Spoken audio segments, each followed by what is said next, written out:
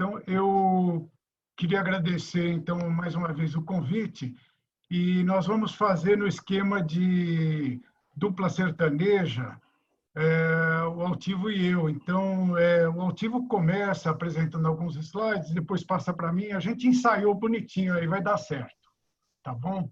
Altivo, você que está com a bola, então. Vamos lá. Bom, boa tarde, pessoal. É uma satisfação, também quero agradecer o convite do Sérgio e a presença de todos. E para nós é uma alegria falar sobre esse tema que é o tema do abastecimento, e em especial do tema que nós vamos abordar aqui de centrais de abastecimento, tem sido o foco do nosso trabalho com a FAO e como pesquisadores. E é um tema fascinante, porque ele é muito pouco compreendido e pesquisado. E nós temos, né, fortes evidências da centralidade das centrais de abastecimento hoje em diversas dimensões no abastecimento. Em essência, eu acho que três questões que já deveriam, inclusive, e a gente esperava que em 2020 já estivessem respondidas com bastante propriedade, ainda permanecem questões importantes para serem debatidas em relação aos mercados atacadistas. Isso tanto do ponto de vista da academia, principalmente do ponto de vista do poder público. Há muito pouca clareza de quais funções cumprem os mercados atacadistas, qual é a sua função econômica, sua importância no abastecimento, seu link com a produção rural, e mesmo como a sociedade avalia. Durante muito tempo, a gente tinha muita certeza de uma imagem muito ruim institucional das CEASAs, das centrais de abastecimento, como se fosse o lugar dos atravessadores e especuladores. Isso é, em parte, culpa dos dirigentes, das autoridades de abastecimento. Esse conceito o Beric vai desenvolver, mas o que a gente percebe é o seguinte, que muito mais do que um centro comercial ou um mercado, os mercados atacadistas têm um papel de regulação, de estabelecer padrões. A segunda coisa é também curiosa. Nós temos algo como 80 mercados atacadistas no Brasil. De vez em quando eu checo lá com o ProHort e a gente troca lista. Quanto você tem na sua lista? Eu falei, na minha tem 80, apareceu essa. Veja, nós temos algo como 80 mercados atacadistas no Brasil ou 294 na América Latina. Não existe um censo. Nós temos censo industrial, censo demográfico, censo de tudo. E é muito interessante ver quais são, quem os administra. O modelo brasileiro é bem diferente do modelo latino-americano em geral, porque algumas centrais de abastecimento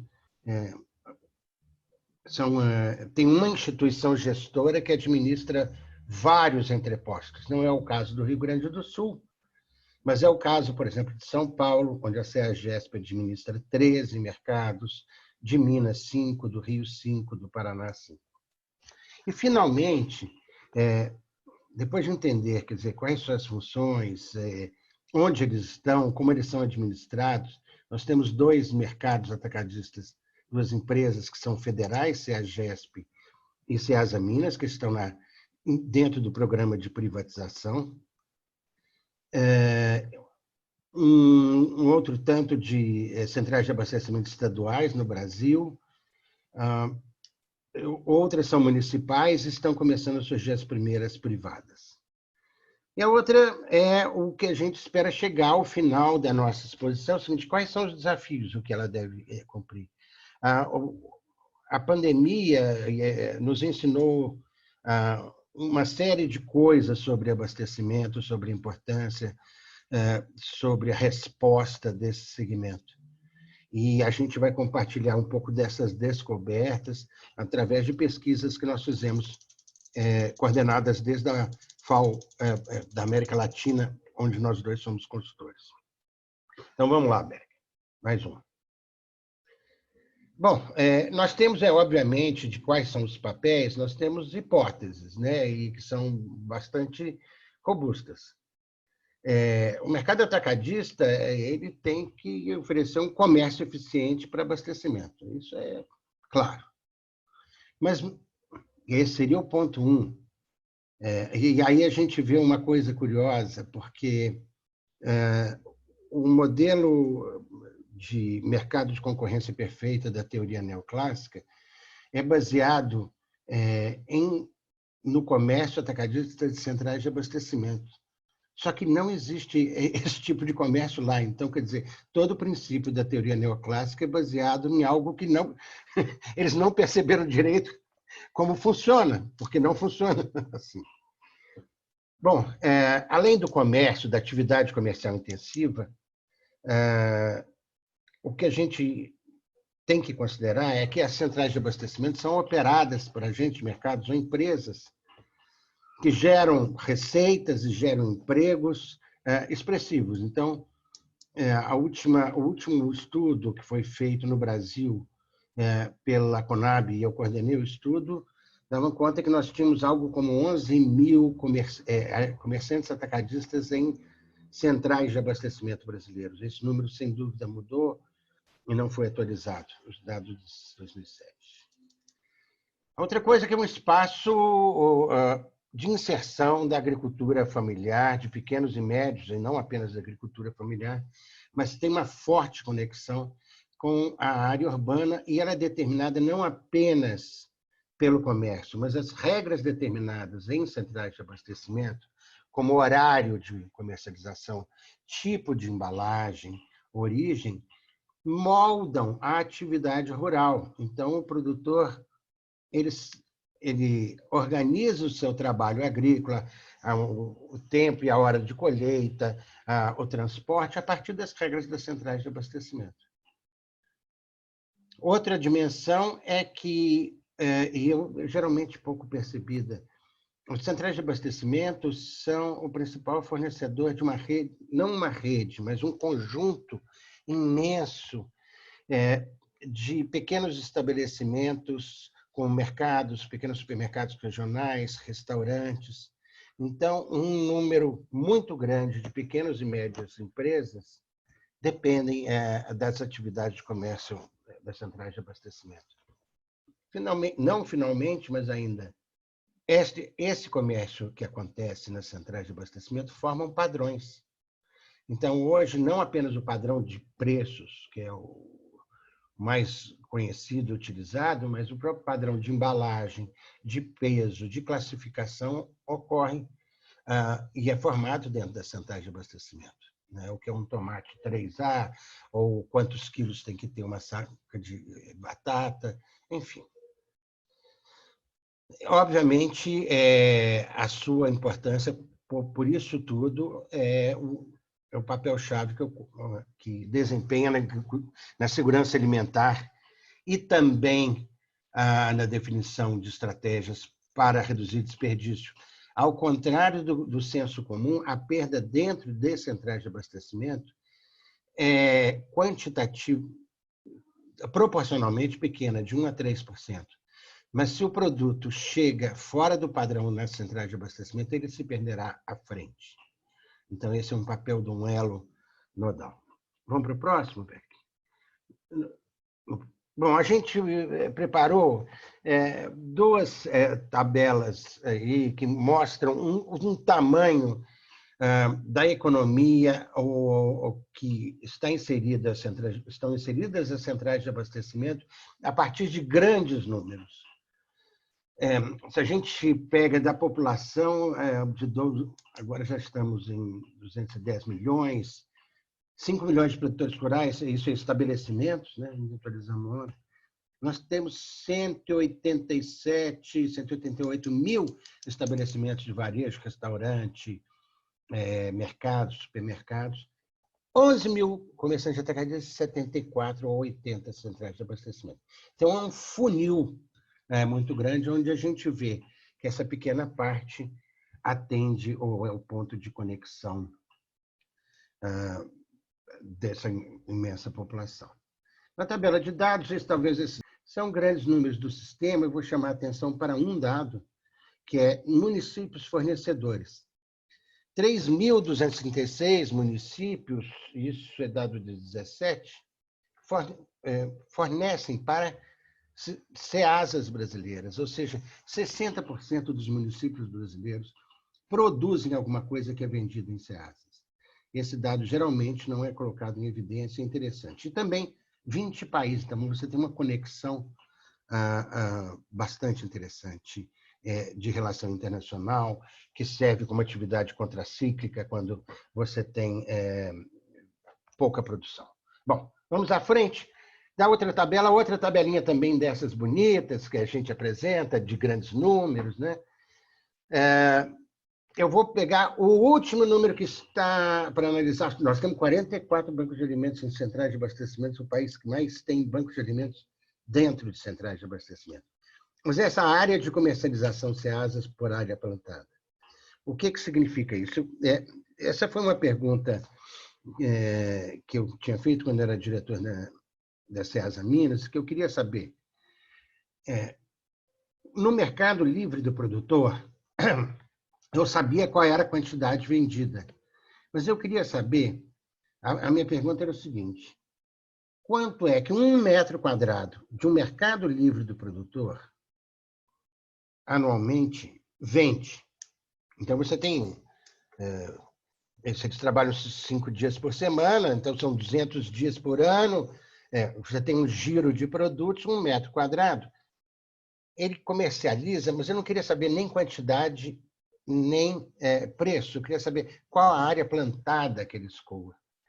E nós chegamos num número mágico que é mais ou menos esse aí, é incrível, 1 metro quadrado, no mercado livre de produtor, numa central de abastecimento, comercializa por um ano a produção de 1 hectare.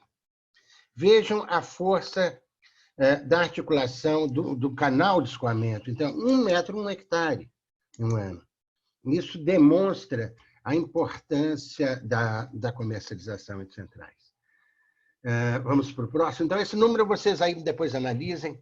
Esse dado são os estudos que nós estamos começando a conduzir agora para tentar entender os efeitos multiplicadores de centrais de abastecimento. Não existe bibliografia nacional, nós encontramos uma série de bibliografias do USDA, que é baseado em matriz de insumo-produto deles. Nós não temos aqui uma matriz de insumo-produto para isso. Onde eles, em diversos papers, eles produziram dados interessantes. Por exemplo, cada dólar de venda em mercado de produtor, que não é um mercado terminal grande, são CEASAs do interior, vamos dizer, gerava $3 adicionais em receita, 1 milhão de dólares em venda, 32 empregos. Tem uma série de estudos. Um deles, realizado para a Austrália, procurou expandir o conceito de efeito multiplicador da matriz insumo-produto para ver benefícios multidimensionais. Então, assim, quanto aumenta no comércio, até na educação, na formação, na cultura. E chegou que as vendas anuais do mercado atacadista de peixe, de 21 milhões de dólares australianos, geravam anualmente um efeito multiplicador multidimensional de 303 milhões. Então, quer dizer, é isso que é uma pista interessante e é uma informação que geralmente, que com toda certeza, não está sendo utilizada tanto para as centrais que estão em atividade, como no desejo assassino do governo federal de simplesmente eliminar, sem discussão, a privatizar estes mercados. Mais um. Bom, essa bola agora é com Beric. Bom, eu vou seguir daqui. Esse é um esquema que eu costumo apresentar sempre. Quem foi meu aluno deve lembrar, porque eu acho que representa bem o que nós estamos querendo falar sobre modernização dos mercados. No círculo de cima, esse círculo azul, dá para ver como que as três funções básicas do comércio estão unidas em uma só operação, que é a operação comercial em si, a operação logística e a operação financeira. Esse é um exemplo claro do mercado spot, do mercado neoclássico que a gente vê nos manuais de microeconomia. Ou seja, no próprio local de venda se dá a compra e venda, se estabelece o preço da mercadoria, se estabelece as quantidades, se estabelece como é que vai ser feita a transferência dessa mercadoria de um polo ao outro e se faz o pagamento. Então, se a gente for numa Ceasa comum aqui no Brasil, a gente vai perceber em loco como é que isso daí funciona. É aquele comerciante que está lá dentro do box, chega o produtor, vende o produto dele, eles combinam o valor, ele vende o produto dele, o sujeito que tem um maço de dinheiro no bolso transfere esse dinheiro e a mercadoria é passada de um lado para o outro. Chama um carregador e tira de um caminhão e coloca no outro. E na operação de venda para o varejo também acontece isso. Então, tudo acontece nesse mercado spot. A modernização dos mercados pressupõe a separação dessas três funções.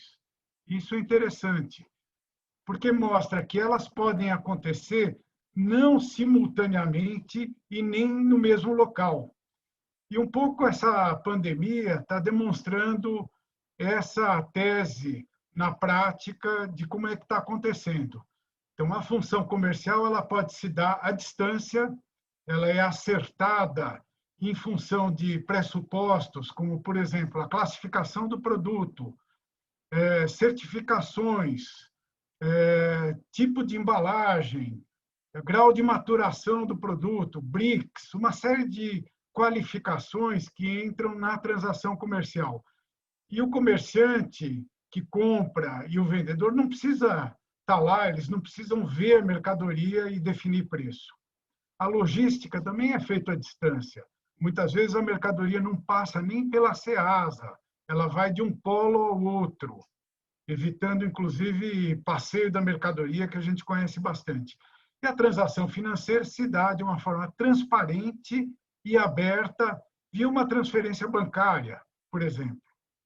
Então, esses três elementos definem uma série de pré-condições do que pode acontecer quando a gente fala em modernização das CEASAs, modernização das centrais de abastecimento. Na função comercial, por exemplo, esse tipo de transação à distância pode privilegiar a cadeia curta de suprimento, né? Pode promover a comercialização de produtos on demand, ou seja, aquilo que o comprador está querendo, como é que vai ser processado, se a batata vai ser lavada, vai ser picada, como é que vai ser transferida essa mercadoria. E isso pressupõe também padronização de embalagens. Então, a transação sendo feita à distância leva em conta a confiança e as questões que estão por trás da mercadoria. Então, tipo de qualidade, certificações, etc. Na função financeira, como eu falei, promove a bancarização das transações, o que é muito importante. Tira da informalidade, se cobra imposto sobre isso, e a informação fica clara entre os agentes comerciais. Não é mais uma transação tete a tete entre comprador e vendedor, mas é uma transação que entra para as estatísticas. E, finalmente, na função logística, né, essa função logística te permite transferir em outras interfaces essa questão. O produto não precisa necessariamente passar pela central de abastecimento, fazer um transbordo, etc. Ela vai para uma plataforma logística, essa plataforma logística já separa a mercadoria que vai para o ponto de venda, que pode ser um supermercado, um pequeno comércio, aí pouco importa. Esse é uma tipologia que nós desenvolvemos, o Altivo começou com isso daí e aparentemente tem muita aderência, porque está claro, muito claro para nós, os modelos geracionais que estão envolvidos no sistema de abastecimento. Vejam que o tema abastecimento é relativamente novo para nós aqui no Brasil. Ele começa com o sistema de CEASAs na década de 60, 70, portanto, tem 50 anos. Mas nós já temos aí praticamente 4 gerações de mercados atacadistas de alimentos. Altivo, você não quer falar sobre isso, por favor? Vamos. A definição dessa tipologia geracional, ela foi proposta pelo Raul Green, um franco-argentino ou argentino-francês, não sei, através de um estudo que ele analisava a evolução dos mercados atacadistas tradicionais na Europa, colocando aqueles mercados antigos, típicos, que ficavam no centro das cidades, como os mercados de primeira geração. Os mercados de segunda geração, então,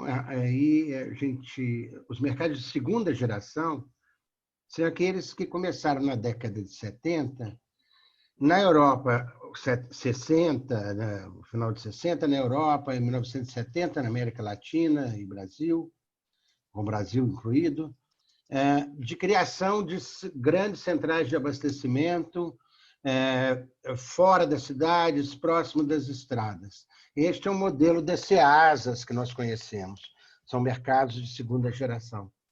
Os mercados de terceira geração, então, houve uma crise do sistema atacadista europeu devido à entrada da grande distribuição, representada pelas redes de supermercados. Muitas CEASAs, centrais de abastecimento, acabaram ou entraram em declínio. Aquelas que sobreviveram foram aquelas que investiram na preservação da qualidade do produto, investiram em logística, em transporte multimodal, em cadeia do frio, enfim, criaram uma infraestrutura, o que ele chamou de mercados de terceira geração. O que a gente passa a chamar de mercados de quarta geração é justamente não apenas a modernização da infraestrutura, mas criar condições e diferenciais para inclusão e sustentabilidade, ou seja, incluir produtores de pequena escala, agricultores familiares, focar o negócio para atender os clientes das centrais de abastecimento, que vão ser o quê? As pequenas e médias empresas. Os grandes clientes das centrais de abastecimento são supermercados, pequenos mercados, mesmo supermercados para aumentar o seu mix, feiras livres, incontáveis. Esse slide, ele faz um pouco, são frases assim para chamar um pouco a atenção, mas eles expressam um pouco esse valor. Então, a primeira geração a ideia seria: a minha aldeia alimenta a cidade onde viveremos. Então, é um mercado local para a produção local. A segunda geração, que é o centro, seria: a minha cidade abastecerá a minha aldeia e outras mais. Isso na primeira era: a minha roça vende para essa cidade, esta cidade aqui vai abastecer todas as zonas produtivas. A terceira geração, que seria a intensificação e concentração desse comércio, desse modelo, os nossos produtos abastecerão outras cidades do país. É neste ponto que nós estamos no país. E a quarta é o seguinte: o nosso negócio não é apenas a cidade, mas é essa atividade onde a compra e venda de produtos alimentares é também uma escolha é uma escolha social, é uma escolha nutricional, é uma escolha de modo que o nosso negócio promove o desenvolvimento de cidades e territórios. Essa é a mudança do que seria da quarta geração para a terceira. E aonde a gente... Só voltando rapidamente ao anterior, Beric. Então, a primeira geração é sobrevivência, a terceira era quantidade, a terceira, eficiência, e agora preferências. Isso reflete um pouco. Bom, aonde que estão esses mercados ou quais seriam exemplos? No próximo slide, rapidamente, vocês vão ter isso. Mas a gente tem um mercado ver-o-peso, Belém, como seria esse mercado de primeira geração? As grandes CEASAs, como de segunda. Rangi, que é o mercado de referência hoje do mundo, seria um grande mercado de terceira geração. Quem seria os de quarta? Novos modelos estão surgindo no mundo. A unidade agroalimentar de Montevidéu vai ser inaugurada agora em novembro, com estes valores. Uma série de mercados italianos, da Emília-Romana e mesmo em Roma, estão adotando também esses valores de integração de produtores e regiões. O mercado de Melbourne, na Austrália, ou seja, está se mudando o paradigma. É isso. Aí ficou as 3, mas na verdade são as 4. Vamos para frente? Isso é, na verdade, esse slide ele reflete a nossa metodologia, que seria uma matriz de valores para avaliar mercados atacadistas. Mercados, eles têm 3 dimensões que podem ser analisadas. A sua infraestrutura física, galpões, ruas. Os serviços que estão associados ao mercado, que vamos os serviços de classificação, de peso, de informação, principalmente, e a gestão, ou seja, as suas regras. Estes 3 fatores podem ser analisados para a preservação da qualidade dos produtos, para potencializar a atividade dos agentes produtivos, ou seja, produtores, comerciantes, compradores, e assegurar transações. A coisa mais curiosa quando se fala em centrais de abastecimento é que se esquece exatamente que ali é um mercado e com todas as considerações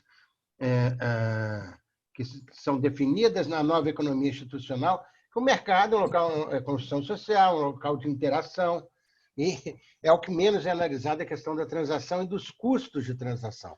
Quando você padroniza um produto, você barateia o custo de transação, diminui, e assim por diante. Estas questões de infraestrutura, gestão e serviço, elas devem ter valores de segurança, eficiência, qualidade e conforto. Aí nós temos o negócio funcionando. Mas provocam e conduzem, e isso gera um impacto regional, um impacto no seu entorno urbano imediato, né? A vizinhança, geralmente, nem sempre é positivo. Depois de um tempo, a cidade abraça a central de abastecimento e eles se prejudicam uns aos outros. E a segurança alimentar. Só para reforçar o que o Altivo acabou de falar, né? Quando a gente fala em modernização de mercados, a gente pressupõe que esse mercado vai desenvolver a área urbana. Hoje, os mercados estão deteriorando a área urbana, é um sentido contrário. Então, quando se fala em privatização, é preciso ver se a privatização é só uma troca de comando de uma central ou se vai realmente promover esse desenvolvimento que a gente está imaginando.